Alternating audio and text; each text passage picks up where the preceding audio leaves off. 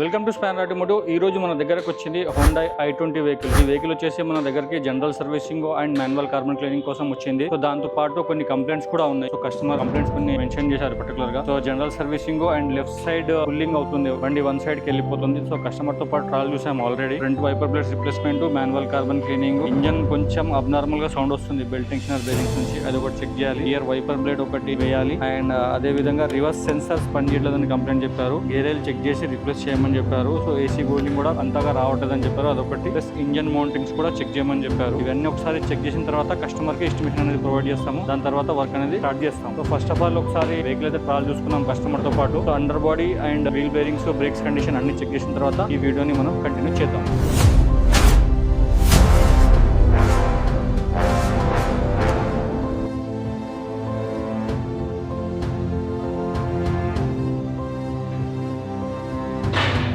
So vehicle ఒకసారి under body inspection చేసిన తర్వాత oil leakage, coolant leakage check చేసిన తర్వాత దీన్ని బ్రేక్స్ అవన్నీ ఫిజికల్ గా మనం చెక్ చేద్దాం. సో వీల్ బేరింగ్ ఇటు సైడ్ అయితే బాగానే ఉంది, షాక్ అబ్జర్వర్స్ కూడా ఆయిల్ లీకేజ్ ఏం లేవు, బాగానే ఉంది. కస్టమర్ తో పాటు ట్రాల్ చూసినాం ఆల్రెడీ, బండి అయితే ఏం ఎత్తేయట్లేదు, బాగానే ఉంది. సో అండర్ బాడీ లైట్ గా అక్కడక్కడ ఇలా డ్యామేజెస్ ఉంది కింద.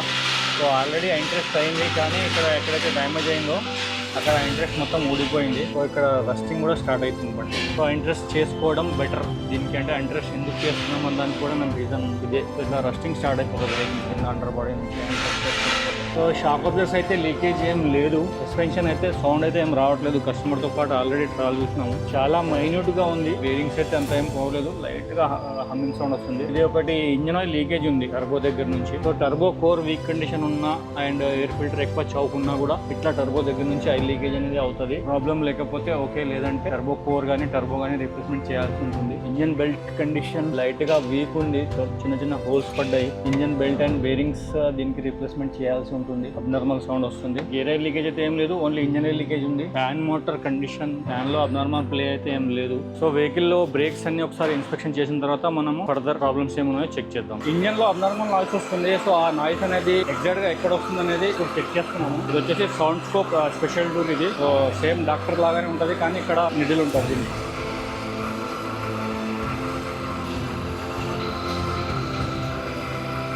బెల్ట్ టెన్షనర్ బేరింగ్స్ నుంచి కూడా లైట్ గా నాయిస్ వస్తుంది అండ్ ఏసీ కంప్రెసర్ బేరింగ్ నుంచి కూడా లైట్ గా ఇంజన్ అబ్నార్మల్ నాయిస్ అనేది వస్తుంది. బెల్ట్ మార్చాలి అండ్ కంప్రెసర్ బేరింగ్ మార్చాలి అండ్ దాంతో పాటుగా బెల్ట్ టెన్షనర్ బేరింగ్ కూడా మార్చాల్సి వస్తుంది. కస్టమర్ కి అప్రూవల్ అడుగుదాం. ఒకవేళ అప్రూవల్ ఇస్తే కనుక ఈ వర్క్ కూడా మనం ఈ వీడియోలో చేస్తున్నాం. బ్రేక్స్ అన్ని ఓపెన్ చేసుకున్నాము. రియర్ బ్రేక్ లైనర్స్ అరిగిపోయినాయి, అంటే బాగా లైఫ్ లేదు. బ్రేక్స్ అసలు చాలా రోజులు అయినట్టుంది ఓపెన్ చేసి కూడా, చాలా గట్టిగా కూడా ఉన్నాయి. అండ్ షాక్ అబ్జర్వర్స్ అయితే లీకేజ్ ఏం లేదు, కానీ బఫర్స్ కట్ అయినాయి. బండి అయితే ఏం ఎత్తేయట్లేదు, సౌండ్ అయితే ఏం రావట్లేదు. ఫ్రంట్ బ్రేక్ ప్యాడ్స్ కండిషన్ అయితే బాగానే ఉంది, ఇంకా లైఫ్ ఉంది. ఒక 10,000 కిలోమీటర్స్ అయితే వస్తాయి front brake pads. Rear liners replacement చేయాల్సి వస్తుంది. ఇంజన్ ఎయిర్ ఫిల్టర్ కండిషన్, ఇది వచ్చేసి ఏసీ ఫిల్టర్ నెట్ టైప్ ఉంది, వాష్ చేసుకొని క్లీన్ చేసుకుంటే సరిపోతుంది. సో మాన్యువల్ కార్బన్ క్లీనింగ్ చేస్తున్నాం కదా, దాంట్లో ఇంతలా కార్బన్ వచ్చింది చూడండి. ఎందుకు రిక్వైర్మెంట్ అనేది కార్బన్ క్లీనింగ్, ఇది manual carbon cleaning process. Engine mounting చెప్పారు కస్టమర్. సో ఇంజన్ మౌంటింగ్ లో ఏ మౌంటింగ్ మొత్తం ప్రెస్ అయిపోయింది. సో ఇంజన్ ఏ మౌంటింగ్ కూడా వేయాల్సి ఉంటుంది. ఏసీ కూడా చెక్ చేస్తున్నాము, గ్యాస్ తక్కువ ఉంది, కూలింగ్ అంతగా రావట్లేదు. సో లీకేజ్ టెస్ట్ చేసి ఇంజన్ ఏసీ గ్యాస్ కూడా మనం ఫిల్ చేయాల్సి ఉంటుంది.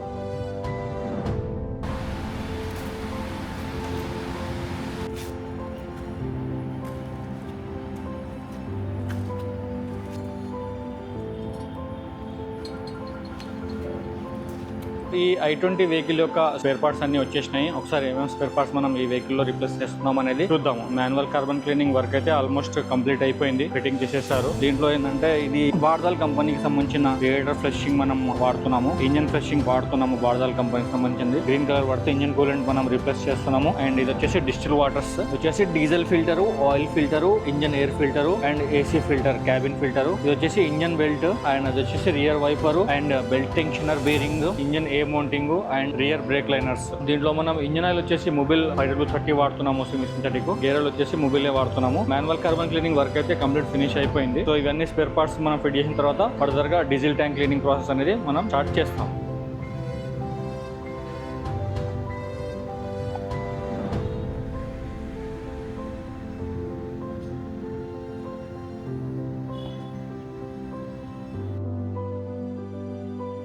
వెహికల్ సర్వీస్ రీసెట్ అయితే కంప్లీట్ అయిపోయింది. స్కానర్ నుంచి చేసినాము. కొన్ని వెహికల్స్ కి మాన్యువల్ కూడా చేయొచ్చు, స్కానర్ తోని కూడా చేయొచ్చు. 2 ఆప్షన్స్ ఉంటాయి. స్కానర్ తోని మనం సర్వీస్ రీసెట్ చేసేస్తాము. 10,000 కిలోమీటర్స్ అండ్ 365 డేస్. దీంతో పాటు ఏంటంటే పుల్లింగ్ కంప్లైంట్ కూడా ఉంది. దీనికి డెవలప్మెంట్ ఆల్రెడీ చేయించాము. ఇప్పుడు షేరింగ్ క్యాలిబ్రేషన్ అనేది మనం నెక్స్ట్ చేస్తున్నాం.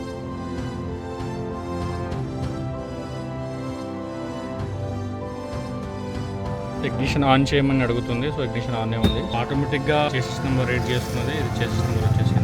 సో క్యాలిబ్రేషన్ చేసినప్పుడు ఏంటంటే స్టీరింగ్ వీల్ యాక్యురేట్గా సెంటర్లో ఉండాలి. అప్పుడే మనం క్యాలిబ్రేషన్ ప్రాసెస్ అనేది స్టార్ట్ చేయాల్సి వస్తుంది.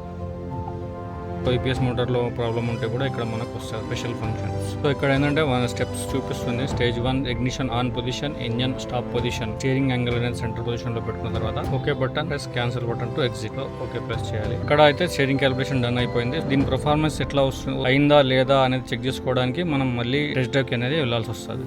వీల్ అలైన్మెంట్ చేయించాము అండ్ స్టీరింగ్ క్యాలిబ్రేషన్ కూడా చేసినాము, సర్వీస్ రీసెట్ కూడా చేసినాము. ఫైనల్ రోడ్ టెస్ట్ కి వచ్చాను. టెక్నికల్ వర్క్ మొత్తం కంప్లీట్ అయిపోయింది. సో